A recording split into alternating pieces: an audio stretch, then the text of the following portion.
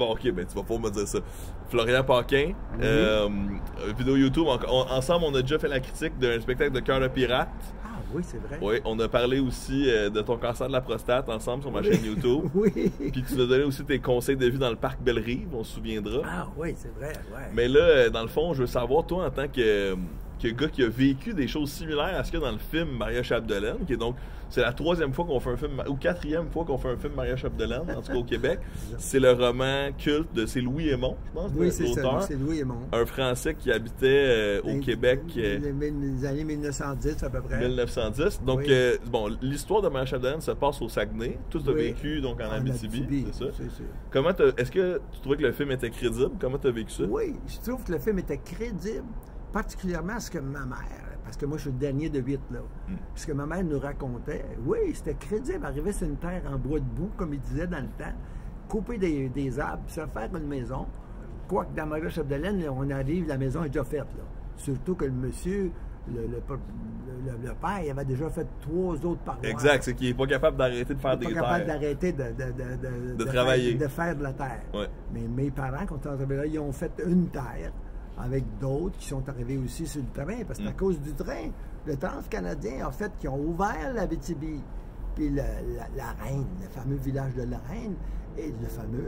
le fameux parce que nos ancêtres étaient ça, là, dans le fond, tout était là. Et situé à la frontière de l'Ontario, juste séparé par une rivière là, qui s'appelait Okiko, quelque chose de même. C'est le vrai mot, Okiko. Okiko. Ouais, c'est ça. Puis donc, le tu film reconnaissais est dans le film. représentatif. Surtout, ce que mon père avait raconté au début, parce que moi, j'étais jeune, j'étais pas là jeune, mais c'est arracher les souches. Là. Moi, j'en reviens pas. Oui, c'est incroyable. On voit arracher les souches. Une autre affaire qu'on voit, c'est que les voisins lui apportent une pile de journaux dans le film.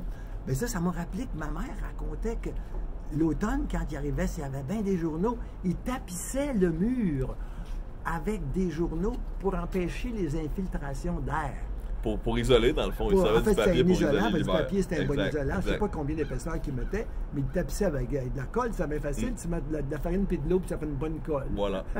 Puis en plus, mon frère, le plus vieux, Rosario, ça? Oui, Rosario m'a raconté que quand il était 5-6 ans, là, je ne sais pas trop, son grand-père, qui se trouvait être le père de mon père, était venu en Abitibi pour aider ma mère pendant que le père était au chantier, parce qu'il allait chercher de l'argent au chantier.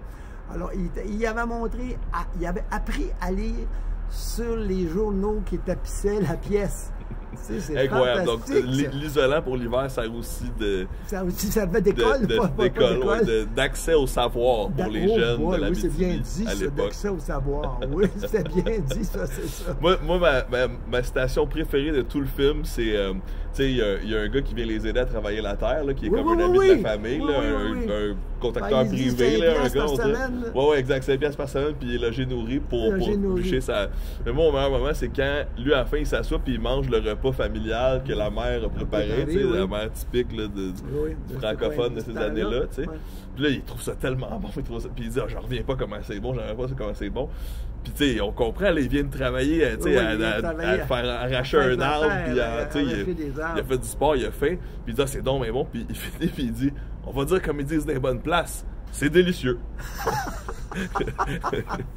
C'est délicieux. Puis c'est ça, ça faisait très, tu sais, les Français à l'époque, ça devait être eux là, des bonnes places. Ça devait être eux les bonnes places, là. Ça devait être dans quelques endroits où il y avait un restaurant, puis un village, il a dit ça, c'est délicieux. Exactement. De ça m'a passé à quelque chose. Oui. As-tu vu tous les films cet automne, toi? Ben, pas tous les films. Il y a un film qui est sorti, justement. Non, aussi. Mais ça qui s'appelle Délicieux. Oui, sur les restaurants français, là. Il paraît que c'est le premier restaurant qu'il y a eu en France. C'était plus ou moins au temps de la Révolution. L'as-tu vu? Oui, certain. Ah oui? C'est bon? Oui, j'ai beaucoup mais là, je ne l'ai pas vu, moi, encore. Fait que tu peux pas trop m'en dire. Vas-y. As-tu préféré Maria Chapdelaine ou le premier restaurant français? Je comprends que j'ai préféré Maria Chapdelaine. Bon, effectivement. Chez moi. Exact. Non, mais sérieusement, pour ceux qui n'ont pas vécu cette époque-là, mais qui sont curieux de la vivre, ben, on a le sceau d'authenticité officiel de Florian que ce film est crédible. Oui. Maria Chapdelaine, il faut que tous ceux qui s'intéressent à l'histoire du début du siècle, là, du début du 20e siècle. Faut qu'il aille voir ça. Voilà, allez-y. Surtout ceux qui sont descendants des gens qui sont ouais. dans le petit billet. Puis tu sais, ceux qui se disent « Ah, c'est un film historique hein? », dites-vous que c'est un peu comme Occupation double, mais en 1910. C'est bon, ça. C'est vraiment ça. Pas fait c'est vraiment ça. Oui, parce qu'elle est courtisée par... Trois gars, faut qu'elle choisisse le gars. Anyway, on vous en dit pas plus, allez voir Maria Chapdelaine. Armez-vous de patience, c'est un film, c'est lent, mais c'est bon. C'est oui, par exemple. Faut pas penser qu'il y a des papas là-dedans. C'est juste doux, smooth, laissez-vous embarquer, soyez zen un peu. Tu sors de là, t'es calme. T'sais. Et voilà, exactement, c'est pas les Avengers. Non. OK, bonne journée. Bonne journée. À donner des pouces à la vidéo, puis merci Florian.